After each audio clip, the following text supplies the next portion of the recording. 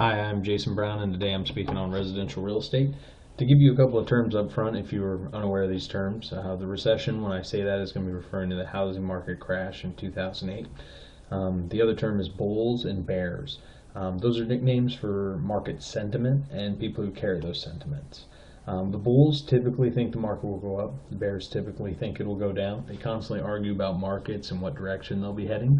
Basically, it's optimists and pessimists arguing with each other. Residential real estate mainly focuses on, well, residential real estate. The primary focus is on primary residences, homes you live in and own, basically. It can be townhomes, multifamily homes, condos, single family homes. The basic gist is you live in it for shelter, not for income. Although with multifamily homes, it can do both. The secondary focus is for fun and income. Seasonal homes, these can be vacation homes or a home that someone goes back and forth from New York and Florida, New York during the summer, Florida during the winter. These people are also known as snowbirds. Another one is small-time rental properties. It's not your main business and you don't make enough income for it to be an independent business or something along those lines, but you still purchase mainly single-family homes, townhomes, occasionally multifamily homes, and you rent them out for income. This is where the terms come in a little bit, bulls or bears. Basically, what is everybody arguing about?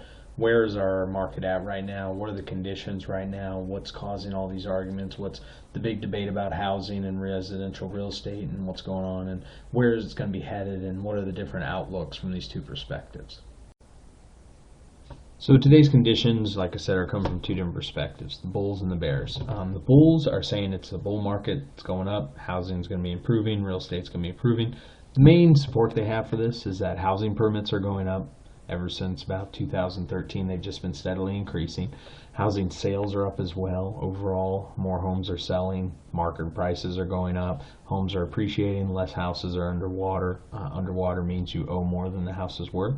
And the other factor is also the time that the homes are on the market is going down. And they do adjust this year over year.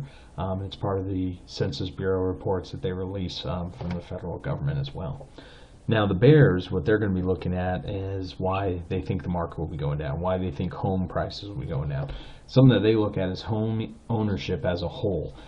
Even though homes are selling more, actually less people as a percentage in our country are actually home owners. They use this as a way of showing that, housing's going up, but as a percentage of our population, we're actually owning less homes. Another thing that they use to support this is when they do poll or ask the millennial population, people born after 1980, they basically find out that they don't even want to buy a house, that they're not even interested in buying a house, they want to rent.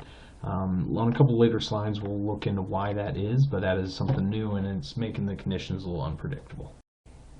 Now we'll move on to how the bulls and the bears view the market in the future. The bulls are what they're using to support their case for the future of why they think the market's going up is because supply shortages are low, showing that there's more demand to build the houses because there's less supplies to build the houses. They're being sold out. There's still a low percentage of owners. They actually use that as a way of showing that, hey, there's going to be more people needing to buy houses within the next 5-10 years.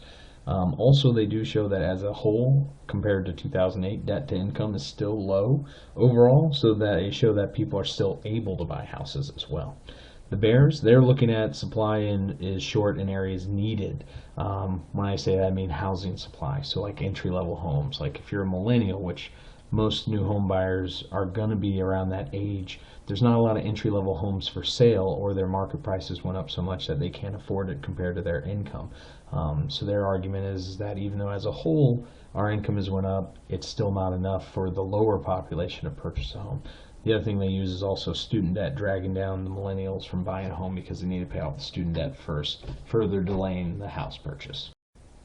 Here I want to talk about the recession from 2008. The reason why I want to include this is because this is what's causing the variable for the bulls and the bears. That's why I want to show both sides of the argument. This is something that still hangs over everybody's head. Everybody still has an active memory.